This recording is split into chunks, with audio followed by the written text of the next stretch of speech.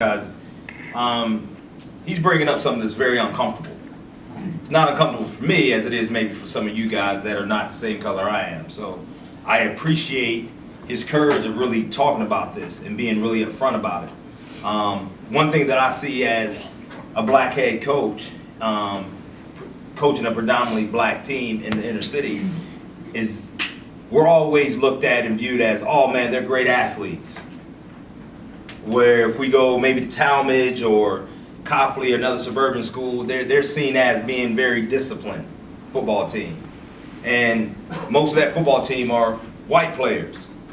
And so as a black head coach, what you're constantly fighting is getting your team to believe that, hey, you're more than just a good athlete. You're more than a kid that can just run fast and jump high, that's strong. But you're disciplined as well. And just because they're white doesn't mean that they're more disciplined than you are. You know, and just because you're black don't mean that you're more athletic than they are. And so those are some of the implicit biases that I think that we do. I've done it. I've looked at a team from a rural area and said, oh man, we're going to be faster than them.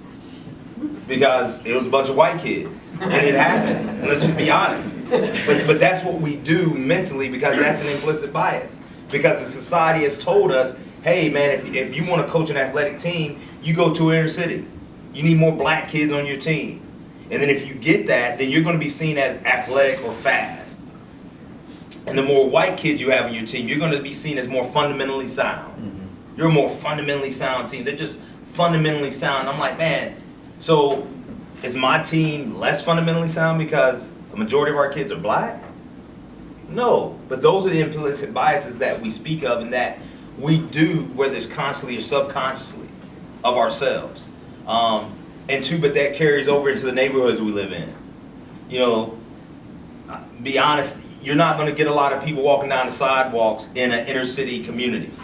It's not going to happen. Why? Because there's going to be an innate fear there based on what you saw on TV, based on what somebody has told you, based on what somebody said. And it's like, man, sometimes black or white, a lot of these kids are just as scared as you are.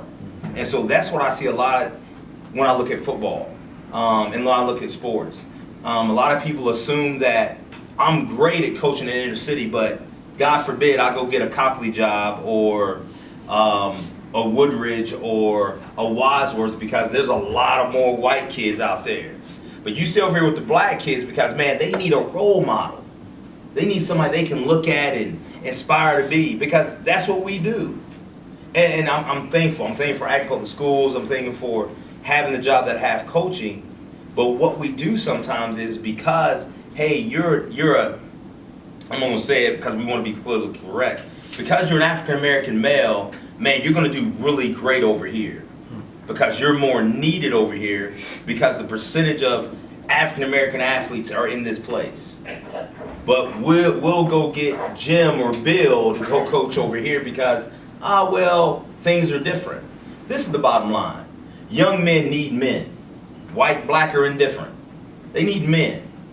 And so regardless of what community you're a part of, you know, the black athlete who may go home to a single family home that's mom's there or grandmother or auntie, guess what? Over here with this kid that may seem more well-to-do, their dad is probably spending more time building his empire from his business, or he's having an affair, so he ain't there either.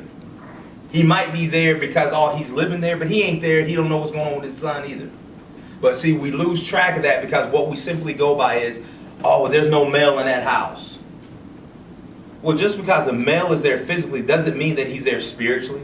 Doesn't mean that he's in tune with what's going on with his son.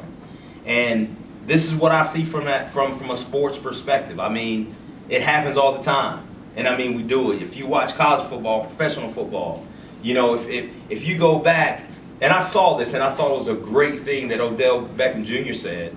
Tom Brady gets in an argument with his coach on the sideline. Everybody talks about how much of a competitor he is. But Odell Beckham does, and they say, oh, man, he's whining, or he's controversial, or he's hostile. Well, it's the same two people doing the same two things. Why is one different? Well, those are implicit biases that we all have. And so it was okay for Tom Brady to do it, but guess what Tom Brady has to back him up? He has 5 Super Bowls.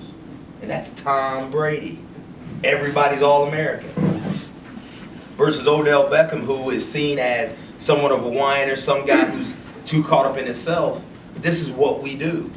For years, a black quarterback comes out of college, the pros try to make him a wide receiver. Because, man, he's not smart enough to play quarterback at this level. Because, let's face facts, he's not white. Same thing with head coaches, whether it's at college or NFL. I mean, think about this. The NFL had to institute the Rooney Rule just to make sure you interview a black head coach for a position. That's ridiculous. What happened to just getting guys because, hey man, whether it's a guy paid the dues or whether they're passionate about it. So what does that tell somebody who, since I was 12 years old, I've always aspired to be a head coach? Looking at that, I'm saying, man, I don't see too many guys that looks like me that's doing that. Is that something that I really want to go do?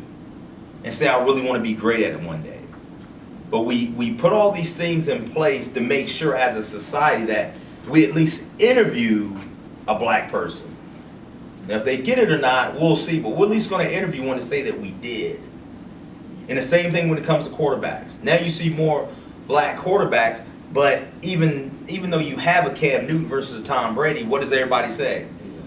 Oh man, he's athletic.